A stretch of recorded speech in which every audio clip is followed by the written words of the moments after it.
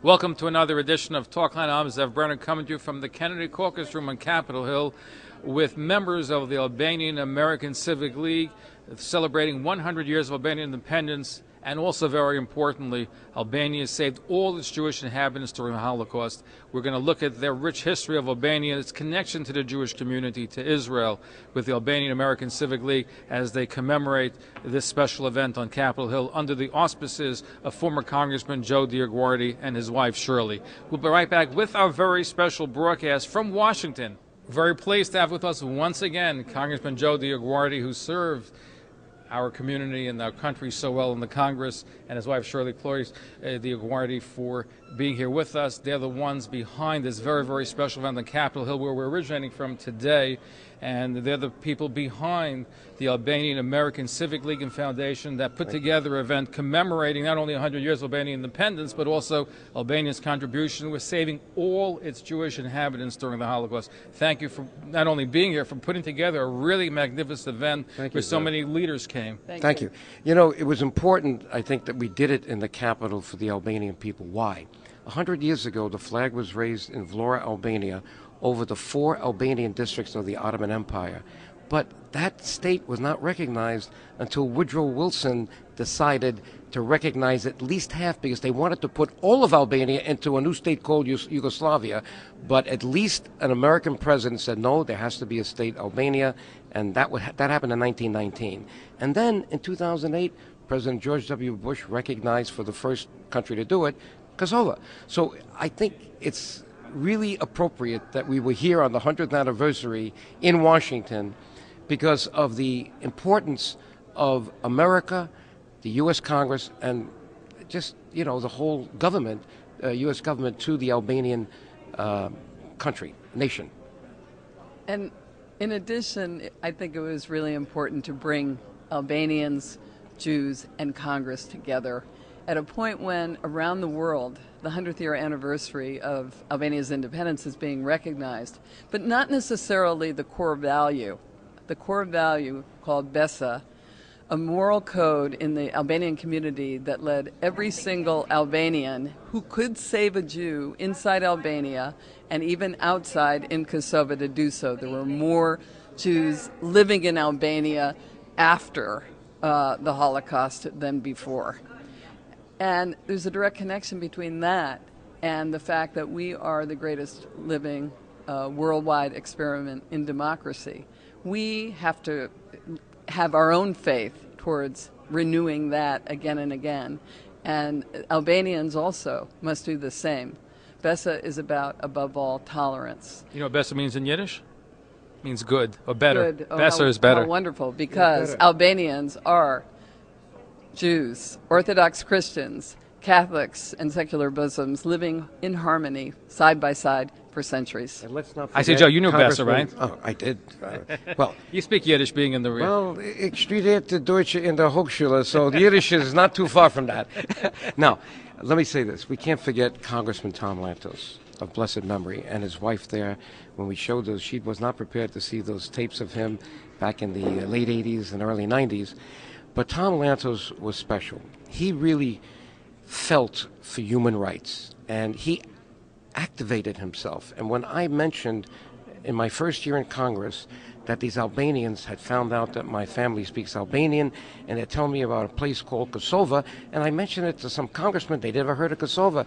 He says, Joe, I was born in Hungary. I know the history of the Albanian people. I know Kosovo.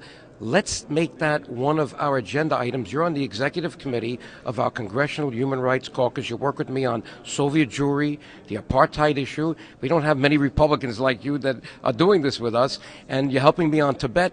I will put this on our top 5 agenda, the human rights of the Albanian people of Yugoslavia. Now, little did we know, that was 85, that Milosevic would come in 87, occupy Kosovo in 89, and it was more than human rights. Now it's self-determination. We can't live with people that want to do to us what they did in Bosnia, genocide. And that's the whole birth of the issue of the independence of Kosovo. And you went together with Congressman Tom Lantos in 1990. To send a signal to Milosevic in his own home, you know, that Yugoslavia, that's where Pristina was, the capital of Kosovo, that we were watching. That was the signal. And then he said, I understand they're trying to get you to go to Albania, and you don't want to go because you're afraid that it's going to look like you're supporting the communists.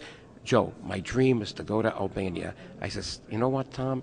If you come with me, then I have no problem because you're a sitting congressman. Let's do it. So we engineered it to go over the border from Kosovo down to Tirana to send a signal to the communist leader, Ramiz Alia, that, hey, the Berlin Wall came down last year. When is communism, the wall of communism, going to come down? So Tom and I did some historic things. And on that trip, this accident happened. And I guess it came out of the intimidation factor from Alia because he knew this was the human rights head of the Congress, a Jew that was saved in the Holocaust.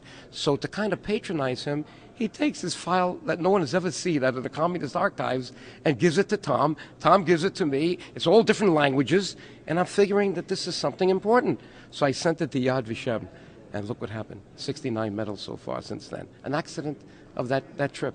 Wow. So why is this secret? It came out in 1990. We know about the Albanians' contribution, where they saved every Jewish inhabitant. Yeah.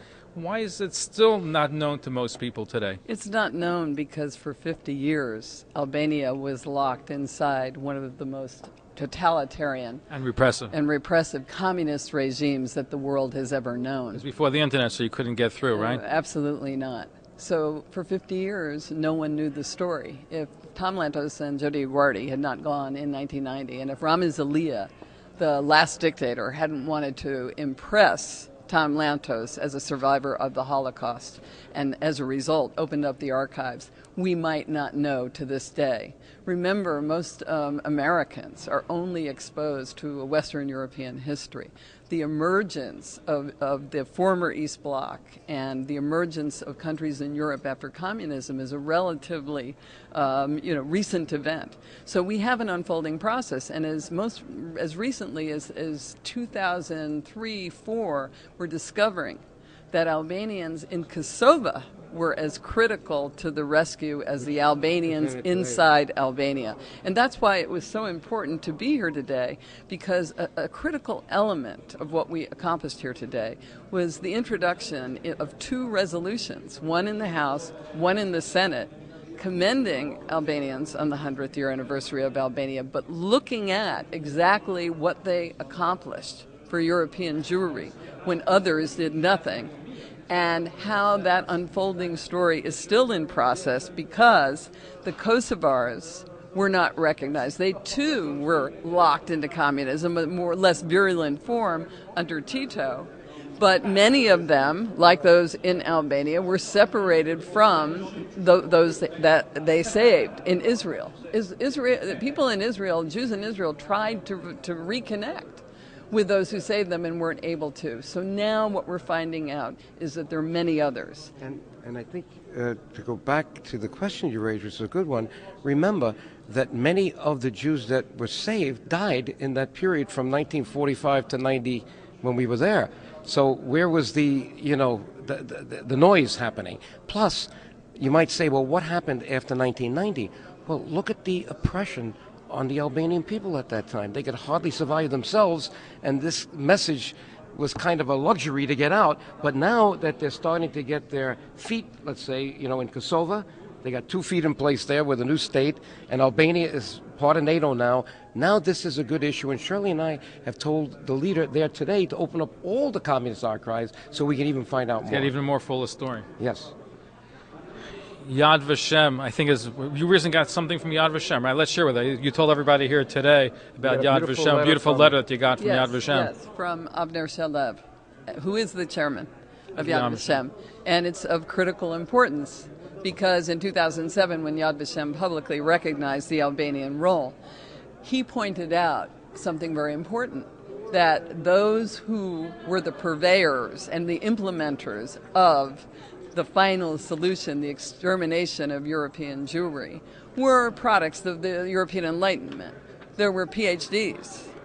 And then there were the Albanians, who, for the most part, were uneducated, who he said responded at the core level of humanity, the universal core morality, one of compassion and caring for others. And in that, they transcended everyone around them. So he wanted to return to that. He spoke about it particularly in relation to one individual who talked about the fact that, Albanians weren't exposed to Goethe and Schiller and other German philosophers and literary figures. May I add to that? Because in the beginning of the beautiful letter that he sent us from Yad Vashem, here it is on the Yad Vashem stationery, he quoted the ambassador to Albania in 1934, a Jew, Herman Bernstein, an American Jew who had served until the previous year as United States ambassador to Albania, wrote, "There is no trace of any discrimination against Jews in Albania because Albania happens to be one of the rare lands in Europe today where religious prejudice and hate do not exist, even though Albanians themselves are divided into three faiths." There it is. It's unbelievable, because whether they were Christians or Jews, everybody was one happy family. Muslims are one happy family. Exactly. Anyway, I want to thank you for all the work that you've done, the important work in bringing this to the American people. May God continue to give you the strength to have this done for many more years to come. Thank you. Shalom. Shalom. Wonderful to be with you. One last question. Do you miss being back in the house? You miss it? Or? Hey, it's always nice to come here, But, you don't need a title to do good work. I tell my friends, set up a nonprofit organization, surround yourself with the right people, raise a few bucks, and get going with your message. And we've been doing that. We're like missionaries. Great job. You had a great team together. Thank you for joining us. Thank you. Thank you very much. We hope you've enjoyed our very special broadcast originating from the Kennedy Caucus Room on Capitol Hill, celebrating 100 years of Albanian independence and how Albania saved all its Jewish inhabitants during the Holocaust. For more information about the important work of the Albanian American Civic League and Foundation, please contact the address and phone number on screen. Thanks once again for joining us here on the Talkline Communications Network. I'm Zev Brenner. Shalom.